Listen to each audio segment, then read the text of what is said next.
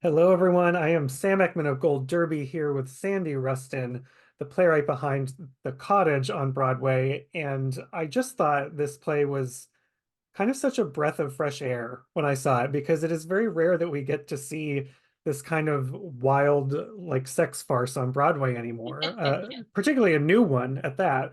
So what is it about this type of genre and writing that appealed to you?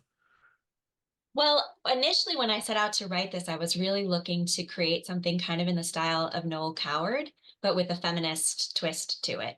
As an actor, I always loved performing in those sort of heightened, stylized Noel Coward British. It was just so fun. And so when I set out to write this play, I was really looking to do something in that world, but kind of turn it on its head a little bit. I thought that would be a fun twist to it. Yeah. And I think I had read you wrote it specifically with an eye towards creating like really great female roles. And Yes. I mean, great women roles that you brought Laura Bell Bundy back to Broadway for the first time in 15 years. Do you have kind of performers in mind as you write things? Sometimes I do. With the cottage, I wrote the cottage in 2013, I think. So at the time when I was writing, I was a young mom and I was really writing something that I would want to be in. I was sort of scratching that creative itch for myself of, what kind of part would I want to play? And so I wrote all these parts that I would want to play. And so initially, when I was first writing it, I didn't even have eyes towards Broadway. I was just doing something for myself. And when we first read it out loud, it was just me and my friends in our living room, doing a reading for fun. And then one of my friends was like, I think that there's something here. We should do this for real. And then we did it at our local performing arts center and then, and on and on and on. So it really grew out of sort of like a nursing mother's desire to scratch a creative itch and do something that felt authentic to me outside of motherhood at that time in my life. Yeah, it's a long time for a play to kind of gestate. What would you say is the biggest way it's changed from those original readings? Yes, it's changed a lot actually. So I had the benefit of having almost a whole decade of development and seeing the show at different regional theaters all over the whole country and working with lots of different casts and creative teams and directors. I would say the show took the biggest change in direction after Donald Trump was elected. Mm, And I felt like if I was going to have an opportunity to put something on a stage that was going to say something, um, I wanted to have it say something about the way women were being treated in our country still today. And so that was really, it was right around 2016 where I sort of started to really deepen those themes within the play yeah. of feminism. Yeah. Yeah, which is very, very apparent. And there's such one of the things I admire about this script and about this genre in particular is there is such hyper specific comedy in it. You know, thinking about all the things that Laura did in the opening when she's sort of getting herself ready for Eric McCormack to come downstairs, or the running gag of these lighters all over the set. How much of that is mapped out when you write it versus discovering it, in a rehearsal room with an actor? I would say in this particular play, it's a real happy medium. So the idea of the cigarettes is scripted, but where exactly that's going to happen, sometimes it's scripted and there's a big stage direction at the top of the play that says, up to creative teams to find more moments of this general air of farce throughout the play. And so there is freedom, of course, for creative teams to find their own moments. And then the sort of North Star of how each of these kinds of things is going to function within the play is mapped out in the script. And then creative teams are encouraged to find their own way through that, which I Yeah. think lends itself to having a good roadmap, but then also allowing for freedom of exploration and discovery. Yeah. Is that some writers are not okay with like an actor saying, "Oh, what if this happened?" or "What if I did this?" What is your relationship to that? Like if someone has an idea? Yeah, I love it. And I grew up sort of as an improv comedian and in Hmm. sketch comedy. So that was kind of my world of working in a really collaborative environment where best idea always rises to the top. And, it's sort of a collaboration in a rehearsal room. I love that. I thrive in that.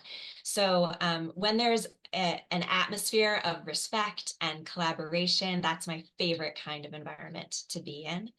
And so, yeah, and of course, there are certain things within a script that, you got to do it this way or the play doesn't Right. work. The play doesn't make sense. But I like to, most of my scripts have moments of improvisation built into the script itself, Yeah. designed for the actors to have some fun. And I think, of course, one of your biggest collaborators here is the director, Jason Alexander, who knows just a little bit about comedy. Yes. What was that collaboration like? What did he add to the process? Jason is a comedic brain. He is one of our greatest comedic actors.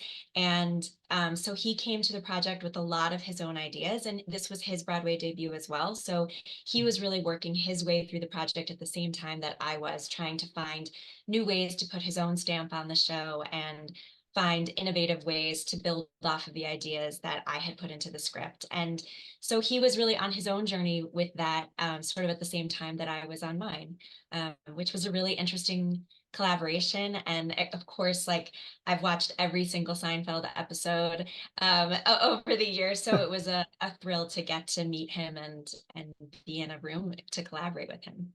Yeah. When I know, creating great roles for women was a major jumping off point for this script, but is there a sort of standard jumping off point for you? Like when you have the idea to start writing, is it a character? Is it a situation that comes to mind? How do you kind of first start to put something down to paper? That's a great question. It's different every project. So with the cottage, I really had seen the whole play in my mind before I Mm. ever sat down to write it. Um, I had been thinking about doing a play like this for a while, and I had, like I said, I had these kids, these little kids. So like during nap times and shower times and walks in the park, I was thinking about it for a long time. So by the time I finally sort of saw the whole thing, I just sat down and put it all on paper. So I think I had that first draft out in less than a week. But then it was a lot Wow. of rewriting over the years. And that's kind of rare. That happened with the cottage. It's happened a couple other times like that. But sometimes I just have a germ of an idea, or I think of a great character and then I write monologues and find my way into a play that way. Sometimes material comes to me and I'm doing an adaptation, and then it's a completely different kind of process. So I don't think I have any one way of coming at it. Yeah. Well, that's a long time. I mean, what was it like? This is your Broadway debut. Yeah. You've had a lot under your belt, but this is the first time on Broadway. What was it like hearing those laughs in a Broadway theater for the first Oh time? my gosh, it was such a thrill. I mean, it's not just the 10 years that I had been working on this particular play, but it's an entire career. It's a whole lifetime of being, a little girl with Broadway stars in my eyes, dreaming of what this life might look like. And, working and knowing that Broadway may or may not ever be part of it. That really what I wanted was just to live a life in the theater. Um, and when you're a playwright, so much of your time spent is solo. You're alone in your office when you're actually gifted the opportunity to share your work with audiences. And it suddenly becomes this huge collaborative experience, not just between you and the creative team and the actors, but also with the audience. That it becomes this shared, wonderful experience. That's a gift. It's a huge thrill. So whenever anybody wants to produce my work anywhere in the country, it feels exciting. But certainly to have it be on Broadway, and for that to happen for me in my 40s was a dream come true and a total thrill. And yeah, it was that first, I remember it was the invited dress rehearsal where we really had the full audience for the Mm. first time at the Hayes, and people were going bananas. And I thought, huh, okay, here we go. It was really exciting. Well, speaking of getting produced all over the country, you have another very well-known adaptation of Clue, which was the third most produced play in the country, which made you one of the most produced playwrights. I mean, after spending your life in the theater, what emotion comes up for you when you hear that I statistic? mean, it's amazing. Honestly, it for me, it translates to an opportunity to share the thing that I feel like I was built to share in the world, to be able to share that in such a wide way. It's just a remarkable opportunity. To bring laughter to audiences all across the country, especially after the last few years in this country. It feels like, that we spent such a long time, or at least for me, I just felt so hopeless during the pandemic. And we're in a tricky political climate right now. And Mhm. to be able to be a person who helps to generate laughter in our world, it feels like, I don't know, it's like the greatest gift. Um, and that's what it feels like with Clue. Yeah. Clue is just intended to be 85 minutes of fun, fun, fun. And now it's on a national tour. So it's literally traveling across the country and playing to thousands of people every night all over. And it's wildly rewarding. And I feel so grateful for that opportunity. Yeah. You have a long history with comedy. And I know right now it feels great in this very, divided world we live in. But what Yes. was it about comedy that first drew you in? I grew up in a house with a really funny dad. Actually, both my parents are funny, but my dad was a pediatrician, and he used to listen to, like, for fun on the weekends when I was little, he would listen to comedy albums. We would listen to comedy albums in the car while other kids were listening to music. By the time I was 7 years old, I knew the Abbott and Costello Who's on First routine, both parts by heart. Um, and my dad and I would perform that together at, like, my Girl Scout meetings or whatever. So I just kind of grew up steeped in understanding the rhythm, the pace, the structure of how jokes worked, and loving it, just feeling connected to it. Getting to stay up late to watch the Carol Burnett show was like the end all be all. Convincing my parents to let me watch a marathon of I Love Lucy. That was my childhood. So I just grew up loving it. And I always had a dual focus in performance and playwriting through college and everything. And I would always gravitate to comedic roles as an actor. And so when I started to write professionally, I started through sketch comedy, and then and built from there. So it's Mm. always just been sort of where I've naturally gravitated. Yeah. And if we look at these two kind of recent productions, the Cottage and Clue, one is an original idea all your own, the other is an adaptation. Do those two writing processes feel different to one another? How do they compare? Yeah, they are really different. With Clue, I was being handed a plot, characters, lines, actual dialogue that's like famous, iconic lines from the film that if you don't put it in, you're going to get angry audience members. So, yeah, and also Clue was a job, right? I was hired by these Sure. producers to come in and do a job. That is a really different environment than saying, "Ooh, I have this idea. I'm going to create all these characters myself. I have an idea of how everything's going to look and how it's going to feel." And literally every single component of an original play is first imagined by the playwright, as opposed to an adaptation. It's already been imagined by somebody else, and your job is to come in and place your own imagination on top of that. So it's really just a layering system. When you're creating an original play, you are the very first layer, and with that comes its own elements of excitement and also stress, right? It stops with you. Whereas when you're doing an adaptation, you're often the second, the third, the fifth, the 10th layer on somebody else's imagination.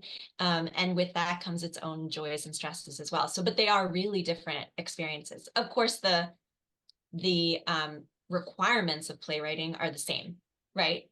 You need everything. You've got to figure out what the stakes are and who these characters are and what everybody wants and how the play is going to function and what the structure is.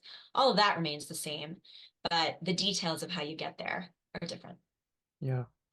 Well, after these, Clue's been a huge success for you. The Cottage was very well received on Broadway. Is there another kind of style of comedy, another idea you have that you haven't, ever tackled before that you're looking to?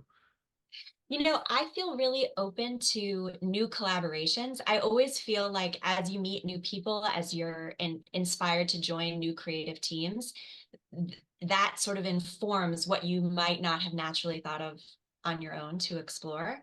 So I think as far as new genres or new experiences in that way, I'm always looking for new ideas and new collaborations that will heighten or enhance, things I've already worked on. But right now I am writing. So I have a new play coming out next year that will premiere called The Suffragettes' Murder that the Mm. Denver Center for Performing Arts is going to premiere. And that's another period piece feminist farce. And then right now I'm writing another one, a sort of a third in that series. That's another period piece feminist farce. And I think that's exciting to me to sort of explore what that looks like in all different ways. But then simultaneous to that, I'm writing a new musical about the Loch Ness Monster that is not a feminist farce at all. Um, so I definitely I don't like to be pigeonholed, and I'm curious. I just like writing for the theater.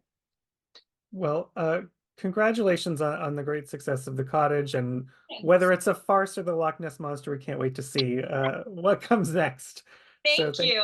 thank you, Sandy, and everyone watching. Make sure you stick with us throughout this Broadway season. Thank you once again, Sandy. Thanks, Sam.